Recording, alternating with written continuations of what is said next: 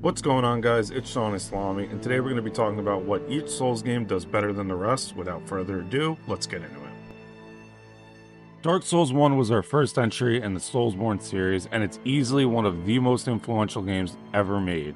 In 2011, first-person shooters were all the rage, and everyone was trying to compete with Call of Duty. While most gamers were focused on their shooting accuracy, high kill games and kill streaks, and favorite racial slurs to yell at strangers, our Lord and Savior Miyazaki and From Software were about to change gaming forever.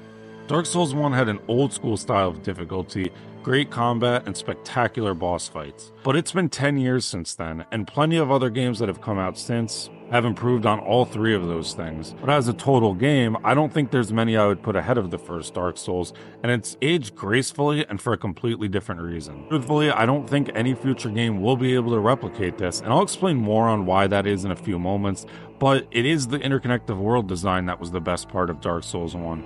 Every time I come back to the first Dark Souls after a long break, I still get amazed by it.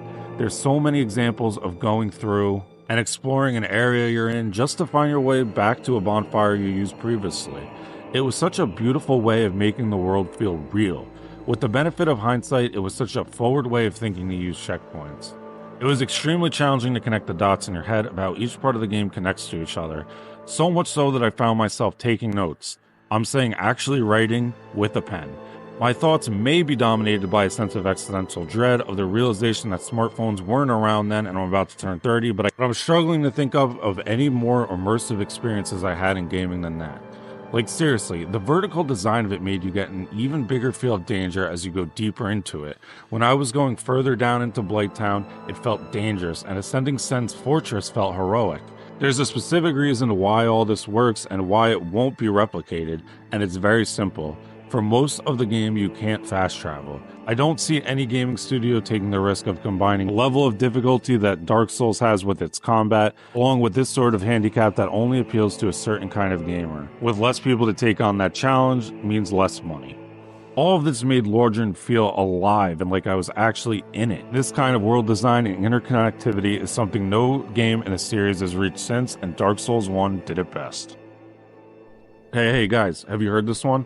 Dark Souls 2 is a great game, but not a great Souls game. With that super original thought out of the way, I do have to admit, Dark Souls 2 is not my favorite Soulsborne game, but I did appreciate they tried a lot of new things, even if they didn't always work. One thing I loved is that it added more incentive for multiple playthroughs. Every single other Souls game follows the same formula for New Game Plus. Enemies get more health and do more damage, increasing every playthrough of the game until you get to your 8th playthrough, New Game Plus 7. It doesn't offer much besides that extra challenge, and I'm guessing most players don't even bother, instead going for a fresh playthrough. Dark Souls 2 instead throws you a few curveballs to keep the gameplay fresh. In between bosses, you'll notice more enemies in a lot of the areas, and some are even placed in a different spot than they were found on a new playthrough. Personal favorite is they added surprising new mechanics to some of the bosses, and those ones would give you some additional rewards. Take for example the Lost Sinner summoning 2 Pyromancers once she gets 50% health. It's not the biggest change by any means, but I think the current way of doing things with just adding more health and damage is the bare minimum, and I'd love to see them revisit this because it's something that we all loved about Dark Souls 2. Do have to be honest, guys, I've only beaten this game twice because I'm not very high on it, so I did end up getting help from my Discord in this one. There's always funny people in there, so feel free to join. It's in the pinned comment. We're almost at 1,000 members actually. But I'd love to hear what you guys think Dark Souls 2 did better than the rest. It's divisive. It's either a love or hate it kind of game. So if you are one of those people that swears by it, let me know in the comments. I'd love to hear your thoughts on it. Bloodborne is best at creating a fanatical cult masquerading as a video game fandom. Jokes aside, Bloodborne follows what I call the Radiohead principle. Radiohead is an amazing band, but they have a following of dedicated superfans who only speak in hyperbole. Bloodborne is gaming versions of that. Don't believe me? Test it out for yourself. Make a Twitter account and send a tweet out saying that Bloodborne is carried by the Old Hunters DLC. Give it maybe 5 minutes and an artist who specializes in the medium of Lady Maria Rule 34 pictures is going to blow up your notifications for the rest of the day. He's going to use 2 words a lot, atmosphere and masterpiece, over and over again, but I digress. Bloodborne has so many amazing trick weapons. Just about all of them feel distinct and with their own identity. A great example is the 3 starting weapons. The iconic Saw Cleaver is so fast and makes you force the attack and works perfectly with the rally system that rewards aggression. The Hunter's Axe feels more like your standard Dark Souls strength weapon with heavy hits and a slower speed, where you'll be playing a lot differently and a different pace and reading and reacting more.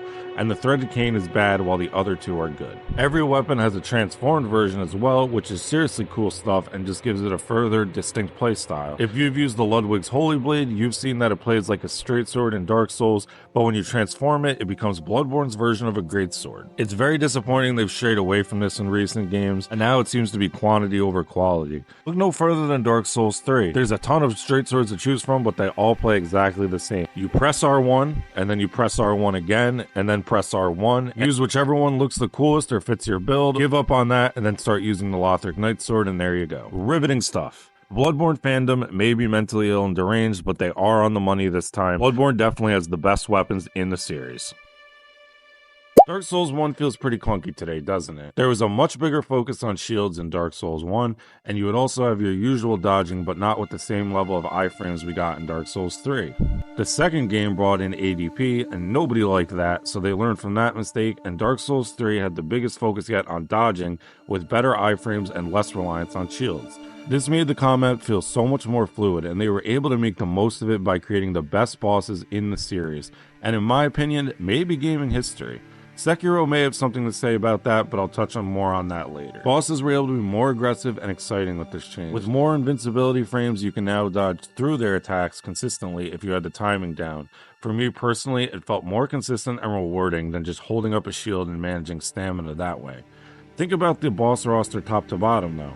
Pontiff Sullivan, Soul of Cinder, and Nameless King are S-tier bosses in the series, and that's just the main game. The 3 main bosses in Ring City somehow all managed to outdo that, and with throwing Sister Frieda in there as well as the top 10 boss in the Soul series, it sounds like I'm exaggerating, but this is all true. A lot has been made of Dark Souls 3 and how it's more linear than the other games, and I do think that is a perfectly fair criticism. But outside of Sekiro, none of these bosses have an easy way to replay bosses instantly, and that's the one massive benefit of Dark Souls 3 being so linear, is you can treat it as your own little boss rush game. Dark Souls 3 definitely has issues in other areas, but there are a lot of people who come to this series for amazing boss battles over all else, and on that level, Dark Souls 3 more than delivers. Its roster from top to bottom is second to none in this series. While we all love this series, it's fair to say that the combat can boil down to a pretty simple formula. Essentially, it feels like glorified turn-based combat. The Dark Souls series, Bloodborne, and Elden Ring follow the same pattern. Your enemy attacks, you dodge, and then you attack back. This is definitely a very basic description, but it's true. If they make Elden Ring 2 or Dark Souls 4, trust me, I'm there. But I think it would be fair to admit that for a lot of gamers, as the Souls-like genre got more popular, this was becoming pretty stale. There isn't much more places they can take this style of combat without some sort of artificial difficulty like we ended up seeing in Elden Ring. FromSoft answered with Sekiro, and the combat is simply phenomenal. Instead of whittling away at an enemy's health bar, the focus turns to filling up what they refer to in Sekiro as the posture bar. If you don't press the attack, it will fill back up and you're back to square one. The game isn't rewarding you for aggression, it's punishing you if you're not. Now you have to play and think with an offense-first mindset instead of reading and reacting. It changes how every single boss and mini-boss plays out. It's faster paced, more intense and exciting, and just flat out more fun. I recently revisited the game to do a boss ranking. I'll put that in the pinned comment. I'd love for you to check it out. But it made me realize the strength of Sekiro isn't in its bosses, really. I think there's a lot more ways they can go with this. Even if it's not in the form of Sekiro 2, I'd love to see where they take this combat formula because it's definitely not going to be a one-off. Faster pace of Sekiro and its combat makes the whole game play completely differently than the rest of the series, and it's the combat at its best. FromSoft had already built a popular and successful series, but in Elden Ring they made the game more new player friendly, and that caused the game to become their biggest title yet. A lot of it is centered around a mechanic I don't even use in the Spirit Ash. If you are stuck on a boss, use a Mimic Tear and it became much easier. There are other examples like overpowered Ashes of War and weapons that are found early and can make the game much easier if you want to use them. I think that was a genius way of making the game easier if you wanted to. If you want to keep that feeling of insane difficulty, just don't use them. And that's what made Elden Ring blow up, in my opinion, was that accessibility to new fans. And think about it, it grew the genre as a whole because they also went back to the older ones if they liked it enough. Elden Ring did a lot of things best, but bigger picture, becoming more newer player friendly was most important. It was able to grow to the game in a way we haven't seen yet and made so many new players experience some of the most unforgettable moments that I talk about in the video on the screen now.